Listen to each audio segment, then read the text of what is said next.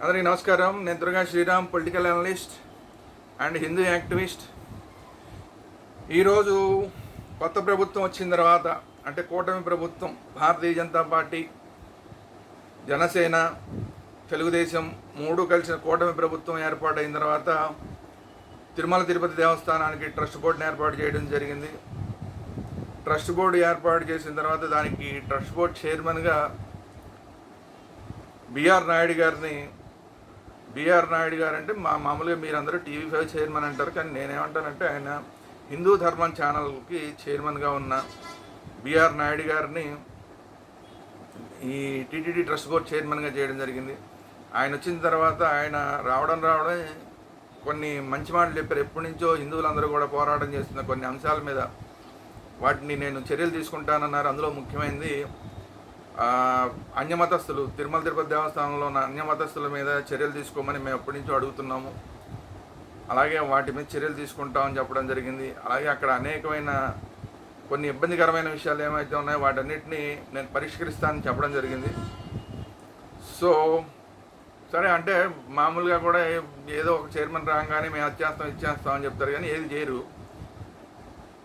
కానీ మొట్టమొదటిసారిగా బిఆర్ నాయుడు గారు చైర్మన్గా వచ్చిన తర్వాత ఈ కూటమి ప్రభుత్వంలో వచ్చిన ట్రస్ట్ బోర్డు ఏదైతే ఉందో మొట్టమొదటి మీటింగ్ని ఈరోజు తిరుమలలో చేయడం జరిగింది. టీటీడీ ట్రస్ట్ బోర్డు మీటింగ్ జరిగింది.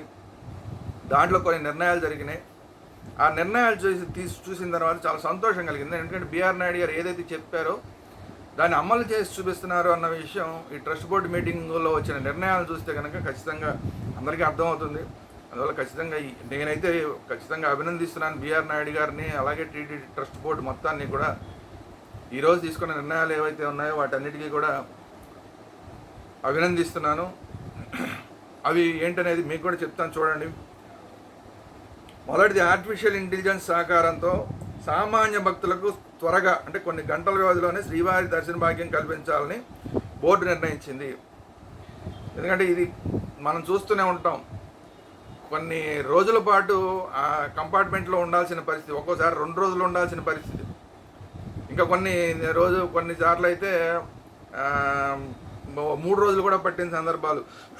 ఎందుకంటే వైకుంఠ ద్వార దర్శనం టైము, అలాంటి టైంలో అయితే, బ్రహ్మోత్సవాల టైంలో అయితే ఒకసారి 2 రోజులు కూడా దాటిపోతుంది ఆ కంపార్ట్మెంట్లో అలాగే ఉండాల్సిన పరిస్థితి.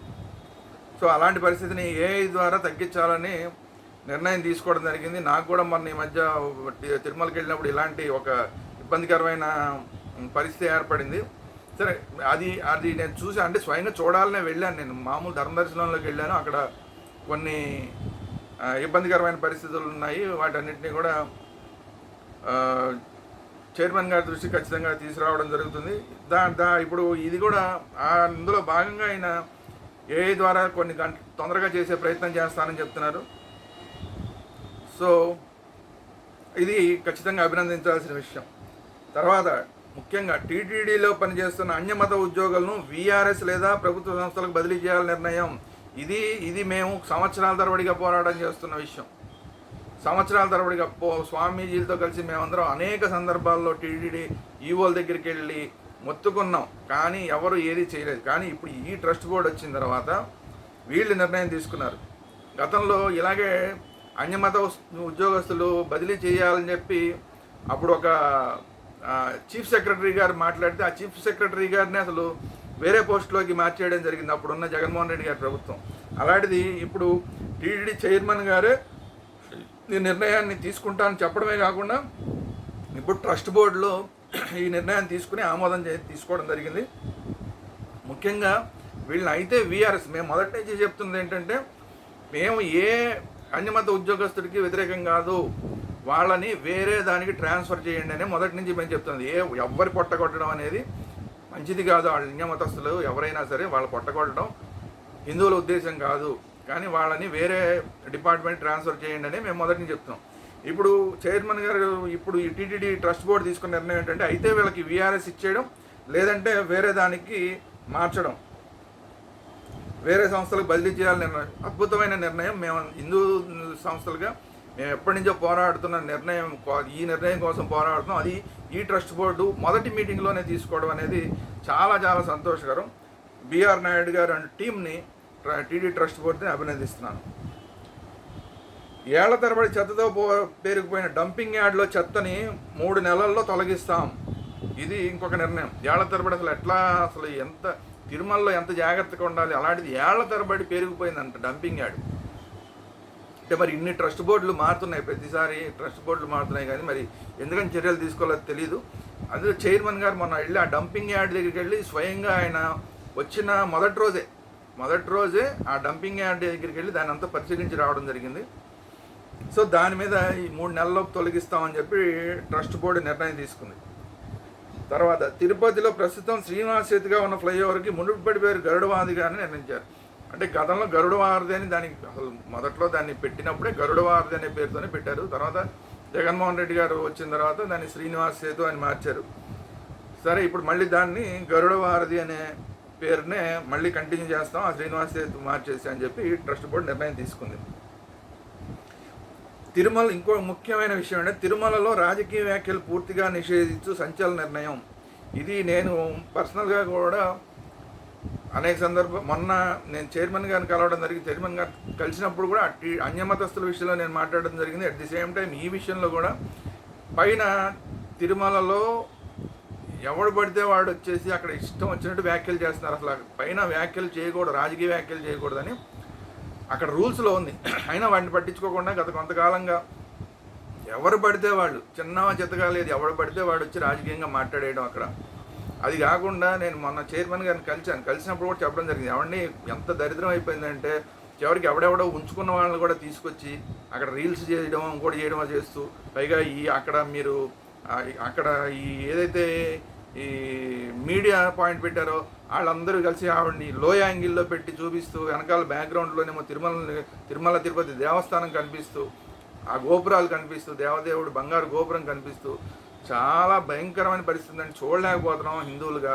దయచేసి దాన్ని ఇమ్మీడియట్గా మార్చేసేయండి అని చెప్పి నేను వ్యక్తిగతంగా టీటీడీ చైర్మన్ గారిని కోరడం జరిగింది. నేను ఆ అన్యమతస్తుల విషయంతో పాటు ఇది కూడా నేను పర్సనల్గా ఆయన కోరడం జరిగింది.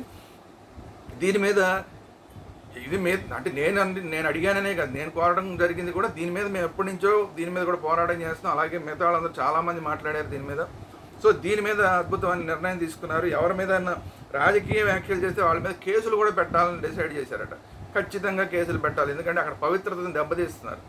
వీళ్ళకి ఎక్కడో మాట్లాడితే వాళ్ళకి రెస్పాన్స్ రాదు, తిరుమలలో మాడితే మాత్రం బాగా రెస్పాన్స్ వస్తుందని చెప్పి ప్రతి వాడు పని కట్టుకుని మరి తిరుమల వెళ్ళి ఆ రాజకీయ వ్యాఖ్య చేయడం కోసం దేవుడికి దర్శనం చేసుకున్నట్లాగా విఐపి దర్శనం చేసుకుని, ఆ విఐపి దర్శనం వేళకి ఈ మీడియా వాళ్ళు ఉంటారు కాబట్టి అక్కడ వీళ్ళు ఏదో పెద్ద గొప్పవాళ్ళలాగా అలా నడుచుకుంటూ వచ్చి ఈ విఐపి దర్శనానికి వెళ్తే వాళ్ళు ఒక శాలువ ఒకటి వేస్తారు, శేషవస్త్రాన్ని ఒకటి వేస్తారు. ఆ శేషవస్త్రాన్ని వేసుకుని పెద్ద పోజు ఇచ్చుకుంటూ అలా పెద్ద భక్తుల్లాగా నడుచుకుంటూ వచ్చి వీళ్ళు చేసేది ఏంటంటే రాజకీయ వ్యాఖ్యలు. చూడలేక చచ్చిపోతున్నాను. నిజంగా చాలా అద్భుతమైన నిర్ణయాన్ని తీసుకుంది టీటీడీ ట్రస్ట్ బోర్డు. ఖచ్చితంగా ఈ నిర్ణయానికి అభినందిస్తున్నాను. తర్వాత శ్రీవాణి ట్రస్ట్పై వస్తున్న అపోహల దృష్ట్యా ట్రస్ట్ పేరును రద్దు చేసి టీటీడీ మెయిన్ అకౌంట్ ద్వారా లావాదేవీలు జరపడం. ఎందుకంటే ఈ టీటీడీ శ్రీవాణి ట్రస్ట్ కనుక సపరేట్గా పెట్టి దానికి వేరే అకౌంట్ పెట్టి దానికి కూడా అదేదో 10,000 ఎంతో ఉంటే అది తీసుకుని దాంట్లో ఇచ్చేది మాత్రం ఏదో 500కో ఎంతకో రిసిప్ట్ ఇచ్చారు, మిగతాదంతా కొట్టేస్తున్నారు. ఇలా రకరకాలవన్నీ గతంలో ఆరోపణలు వచ్చినాయి. అందువల్ల ఇవన్నీ కాకుండా ఇప్పుడు డైరెక్ట్ ఆ అకౌంట్ శ్రీవాణి ట్రస్ట్ అనేది తీసేసి డైరెక్ట్ స్వామివారి అకౌంట్ ఏదైతే ఉంటుందో మామూలు టీటీడీ అకౌంట్, ఆ అకౌంట్లోకే డబ్బులు పడేలాగా చేయిస్తామని చెప్పి నిర్ణయం తీసుకున్నారు. చాలా సంతోషం. తర్వాత తిరుపతి స్థానికు ప్రతి నెల మొదటి వారం శ్రీవారి దర్శన భాగ్యం కల్పిస్తాం. ఇది తిరుపతిలో ఉండే వాళ్ళందరూ ఎప్పటి నుంచో చాలా సంవత్సరాల నుంచి కోరుతున్న అంశం. ఎందుకంటే గతంలో ఉండేది అట్లా, తర్వాత అసలు తీసేసారు. దాంతో ఏమైపోయింది, కింద తిరుపతిలో ఉంటూ స్వామివారికి గంట దూరంలోనే ఉంటా, అంటే కింద స్వామివారి పాదాలు చెంతే ఉన్నా కూడా స్వామివారి దర్శనం చేసుకోలేని పరిస్థితి తిరుపతి వాసులకు కూడా. అందువల్ల ఇది ఎప్పటి నుంచో కోరుతున్నారు. దయచేసి తిరుపతి వాళ్ళకి ఒక అవకాశం కల్పించండి, ప్రతి నెల ఒకసారి కల్పించండి, 4 వారాల్లో ఏదో ఒక వారం కల్పించండి, అట్లా అడిగి ఎప్పటి నుంచో అడుగుతున్నారు శ్రీవారి భక్తులంతా, తిరుమలలో ఉన్న ప్రతి ఒక్కళ్ళు కూడా. సో దీని మీద నిర్ణయం తీసుకోవడం చాలా సంతోషం. ఎందుకంటే నిజంగా అక్కడ ఉన్న వాళ్ళకి దర్శనం లేకపోతే అసలు మిగతా రాష్ట్రం, దేశం, ప్రపంచం అంతా ఉన్న వాళ్ళకి దర్శనం ఇచ్చి అక్కడ లోకల్గా ఉన్న వాళ్ళకి కనీసం అవకాశం ఇవ్వకపోతే చాలా ఇబ్బంది అయిపోతుంది. కాబట్టి వాళ్ళ కోసం అని చెప్పి ప్రతి నెల మొదటి మంగళవారం శ్రీవారి దర్శనం ఇస్తామని చెప్పి నిర్ణయం తీసుకోవడం జరిగింది. సంతోషం. టూరిజం దర్శనం టికెట్లు కూడా పూర్తిగా రద్దు చేశారంట. ఇది కొంచెం మనకి ఎప్పుడు దీనివల్ల ఏమవుతుందంటే కొద్దిగా మనకి దర్శనాలన్నీ కూడా తొందరగా అవుతాయి. తర్వాత విశాఖ శారదాపీఠ నిర్మాణం పూర్తిగా నిబంధనల వ్యతిరేకంగా జరిగిందని గుర్తించాం. విశాఖ శారదా మఠం వెనక్కి తీసుకోవాలి నిర్ణయం. లీజు రద్దు చేసి స్థలాన్ని స్వాధీనం చేసుకోవాలి నిర్ణయం. దీని మీద కూడా మేము ఎప్పటి నుంచో పోరాటం చేయడం జరిగింది. ఇది మీద మేము ప్రెస్ మీట్లు పెట్టడం జరిగింది. కాదు గత ప్రభుత్వంలో ఎవరు పట్టించుకోలేదు. సరే ఈ ప్రభుత్వం వచ్చిన తర్వాత కూడా మేము ప్రెస్ మీట్లు పెట్టి దీని మీద మాట్లాడడం జరిగింది. అలాగే విశాఖపట్నంలో వాళ్ళకి ఇచ్చినవి కూడా రద్దు చేయాలి. 15 ఎకరాలు దాన్ని వేరే ప్రయోజనాల కోసం వాడుకుంటామని చెప్పి విశాఖ శారదాపీఠం అడిగింది. కాబట్టి అది కరెక్ట్ కాదు. కాబట్టి అది రద్దు చేయాలని కోరడం జరిగింది. అది ఆల్రెడీ రద్దు చేసేసారు. విశాఖపట్నంలో ఇక్కడ శారదాపీఠం కోసం ఇచ్చిన 15 ఎకరాలు ఏదైతే ఉందో దాన్ని పూర్తిగా రద్దు చేసేసారు. అలాగే తిరుమలలో కూడా స్వయంగా స్వామీజీలు వెళ్ళి అక్కడ పరిశీలించడం జరిగింది. దాని మీద ఎట్టి పరిస్థితుల్లో చర్యలు తీసుకోవాలి. వీళ్ళు మొదటి నుంచి వాళ్ళకి ఇచ్చిన స్థలం కన్నా కూడా ఆక్యుపేషన్ మామూలు బయట వాళ్ళు మామూలు ఏమైనా రియల్ ఎస్టేట్ చేసేవాళ్ళు ఎవడన్నా ల్యాండ్ గ్రాబింగ్ చేశారంటే ఒక అర్థం ఉంటుంది. స్వయంగా హిందూ మతాల పేరు చెప్పి పీఠాల పేరు చెప్పి స్వామీజీలు అని చెప్పుకుని అక్కడ స్థలాలు తీసుకుని వాళ్ళు కూడా అక్కడ తిరుమలలో దేవుడి స్థలాన్ని కూడా గ్రాబింగ్. తిరుమల స్థలం ప్రతి అంగుళం కూడా దేవుడిది కదా, ఆ దేవుడి స్థలాన్ని కూడా ల్యాండ్ గ్రాబింగ్ చేశారంటే మరి ఏం చేయాలి అలాంటి వాళ్ళని? సో దాన్ని రద్దు చేయమని ఎప్పటి నుంచో మేము పోరాటం చేయడం జరిగింది, చెప్పడం జరిగింది. ఇప్పుడు సంతోషం, మొత్తం హిందువులందరూ డిమాండ్ అది ఎప్పటి నుంచో. సో ఆ డిమాండ్ కూడా విశాఖ శారదాపీఠానికి ఇచ్చినవన్నీ కూడా రద్దు చేసేస్తున్నారు. అవన్నీ ఆ లీజు రద్దు చేసి భూమిని వెనక్కి తీసుకుంటున్నామని చెప్పడం జరిగింది. చాలా సంతోషకరం.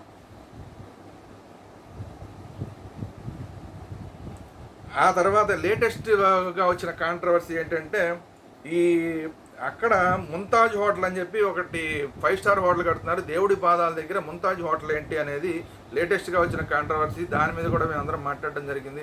ఖచ్చితంగా ఇది కరెక్ట్ కాదు అని చెప్పి ఇప్పుడు దాని మీద ఫస్ట్ ఇమ్మీడియట్గా ఈ కాంట్రవర్సీ వచ్చి గట్టిగా అంతా 15-20 రోజులు కూడా కాలేదు, లేదా ఒక 4 రోజుల లోపే దీని మీద కూడా వెంటనే నిర్ణయం తీసుకొని అలిపిరి జూ పార్క్ రోడ్లో గతంలో దేవాలయం కోసం కేటాయించిన భూమిని ముంతాజ్ హోటల్స్ సంస్థకు గత ప్రభుత్వం కేటాయించి భక్తుల మనోభావాలు దెబ్బతీసింది. కావున ఆ భూమి లీజును రద్దు చేస్తున్నాం.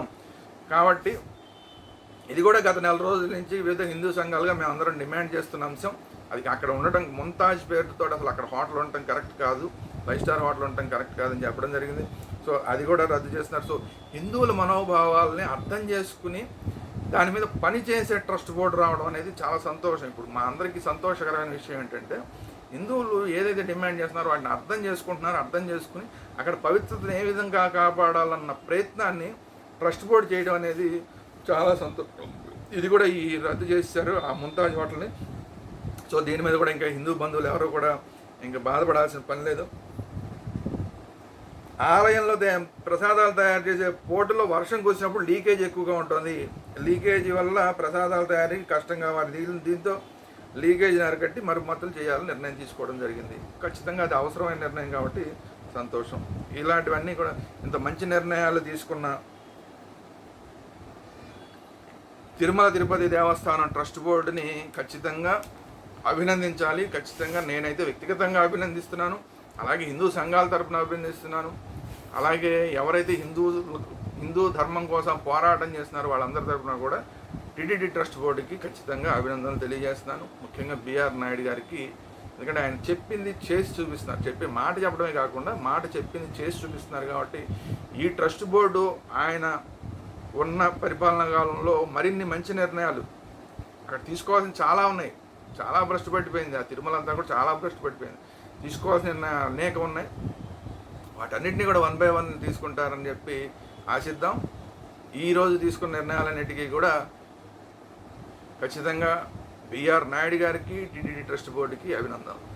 అందరికీ నమస్కారం. ఇది ఈరోజు వీడియో. ఈ వీడియో కనుక మీకు నచ్చినట్టయితే లైక్ చేయండి, కామెంట్ చేయండి, మీ అభిప్రాయాలు ఏంటి అనేది కామెంట్ రూపంలో తెలియజేయండి. సేమ్ టైం ఈ వీడియోని అందరికీ షేర్ చేయండి. తిరుమల తిరుపతి దేవస్థానం గురించి మనం ఎప్పటి నుంచో మొత్తుకుని అలసిపోయాం. అలాంటిది ఇప్పుడు మంచి నిర్ణయాలు వస్తున్నాయి. ఈ నిర్ణయాలు వస్తున్న సంగతిని మొత్తం హిందూ బంధువులందరికీ కూడా తెలిసే విధంగా అందరూ షేర్ చేయండి. అదేవిధంగా ఇలాంటి వీడియోలు వచ్చే మన వేదాంత ఛానల్ని సబ్స్క్రైబ్ చేయండి. అట్ ది సేమ్ టైం వేదాంత ఛానల్తో పాటు కేవలం ప్రత్యేకించి హిందూ ధర్మానికి సంబంధించి భక్తికి సంబంధించిన అంశాలు మాత్రమే వచ్చే భక్తి వేదాంత ఛానల్ కూడా సబ్స్క్రైబ్ చేయండి. భక్తి వేదాంత ఛానల్, వేదాంత ఛానల్ రెండింటిని కూడా దయచేసి అందరూ సబ్స్క్రైబ్ చేయండి. అందరికీ నమస్కారం.